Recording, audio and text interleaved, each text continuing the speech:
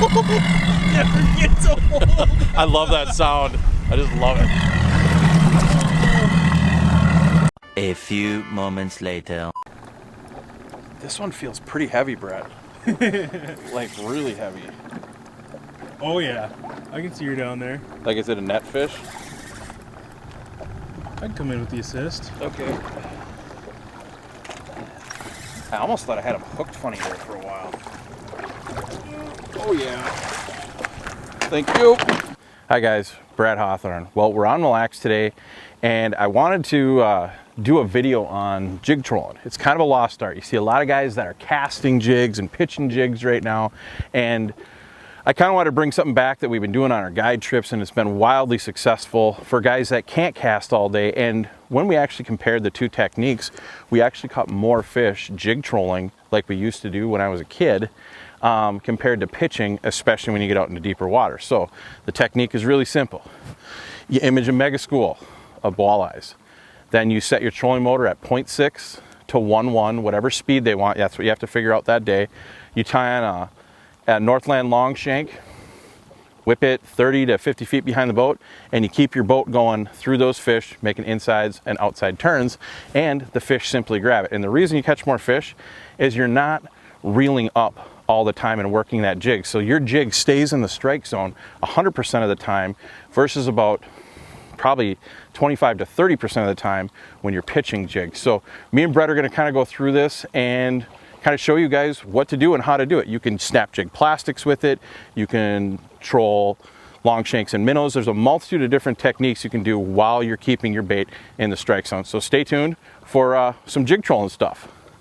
What works when I'm on a guide trip is I usually have my clients with jig and shiner, long shanks, and the reason you use a long shank is you don't get short bit on them. So use a long shank, catch more fish.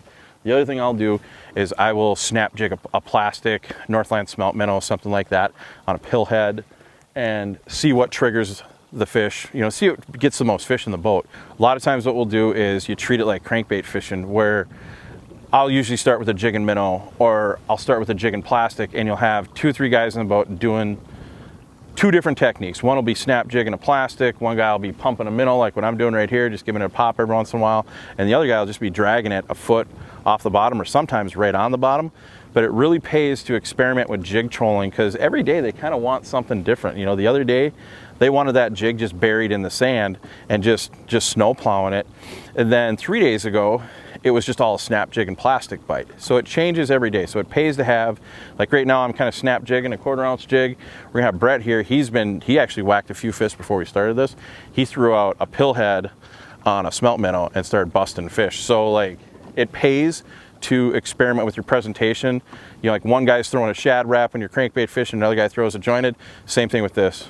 Change up your jigs, plastics, minnows, you know, dragging jigs, different head styles, change it all up till you get it 100% dialed in. I use a 1/4 ounce for like 16 to 22 feet, and anything past 22 feet, I'm actually using a 3/8 ounce. So we're right on the edge here, being in 20 to 23 feet, where you could probably get away with using a 3/8, but because the water is so clear, I'm using that 1/4 so the jig is farther away from the boat. So that's kind of the plan of attack. If you have a real dirty water lake, go ahead and use that 3/8, maybe even half, just keep that boat moving. But clear bodies of water, always opt for that smaller size. And that just gets the noise of the boat, gets everything away from that jig, gets it more natural. But regardless, the technique is really, really simple. It's an old school technique, and it's just keeping your jig in the water 100% of the time. The only time you're pulling your jig out is to rebait or to take off a fish. So when you get in any water over 18 feet, I prefer actually jig trolling versus pitching jigs, especially if you have schools that are spread out along a break like we have here, where if you were to pitch this, your jigs would be out of the water, man, they'd be out of the water probably more than half the time. So this just simply puts the bait back right where the fish needs it, right where they're gonna bite. And as you can see, you're going over little pods of walleye there, and you're not pitching to those specific pods, you're pulling through them, and then 50 feet later, there's another pod and another pod and another pod. So when you're trying to side image these schools, that's what you're looking for. You know, there's like 8, 10 there, another 10 up there, You can see we got 10 more coming onto the screen. That's what you're looking for when you're jig trolling. You want a steady line of consistent fish. So on your mega imaging, you know, that's what you want to do right there, is have that setting. I'm going to go through my settings here. You can see I've got range, chart speed is 8, SI color 2, dynamic contrast is on. So sensitivity is at 15. That's the recipe to mark walleyes on the sand.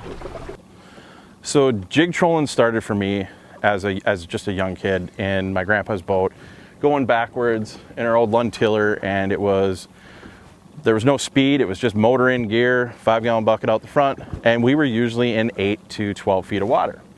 Well, what he had learned and showed me is once we got, you know, the fish started moving deeper, 12, 15, 18, 22 feet, we just quite simply use bigger jigs to get the fish to bite, and using the same technique, and it worked all summer.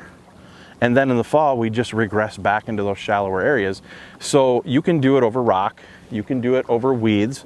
Right now, we're just on a big sand. We're on northeast corner Mille Lacs, and it's all it is sand. So we're just working the sand break that's not very pronounced, but it's just a slow tapering sand break right out, and the fish will line up from, you know, some days they're in 16 to 18, other days they're in 18 to 22, and they just kind of move back and forth depending on where the bait is. So you can use this technique pretty much on any given structure type you want. It's just mainly you have to size your jig to the depth of water, and you have to match your speed to the size of the jig. It's pretty simple. It's a lot like rigging. So jig trolling line setups.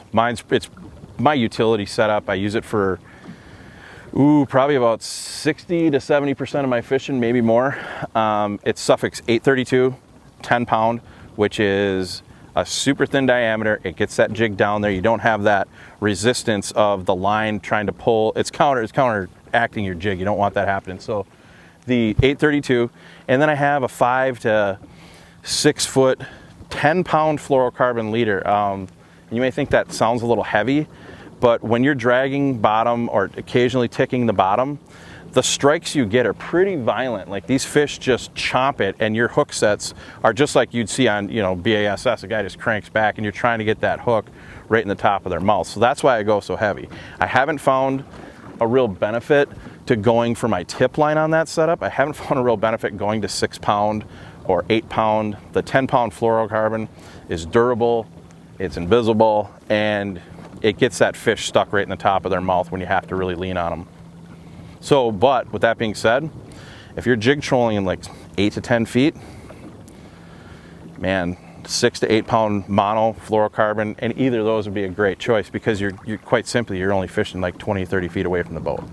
When you're using mono with this setup in shallower water, what mono does is it has a little bit more drag on it. So that gives your minnow a real soft action. It's not a real hard, jerky action like what we're using here. So keep that in mind. You know, as you see here, I've got 2 setups ready to go. I've got a fluorocarbon setup, and then I also have a superline setup. And, well, that's a bite on the superline one. But there's a reason I have both those setups, is if the fishing was a little off today, I'd go to that fluorocarbon setup and see if that's what the fish wanted. If they wanted that natural jig action on the jig, that more floaty, more swimmy type deal versus a real snap pop like what we're doing right now. And this actually feels like a pretty good one.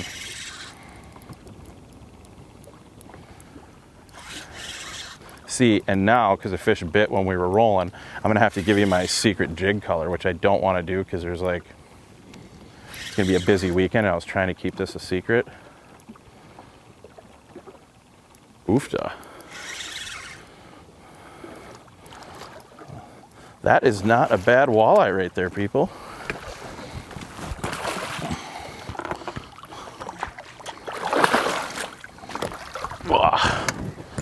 And that is, whoa!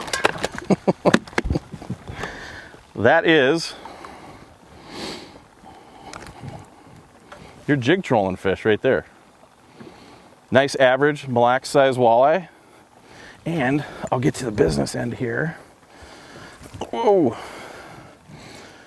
That's a delivery method right there. Northland, long shank, 1/4 ounce jig, and that has literally been my bread and butter on this technique for the last couple of weeks. So there you go.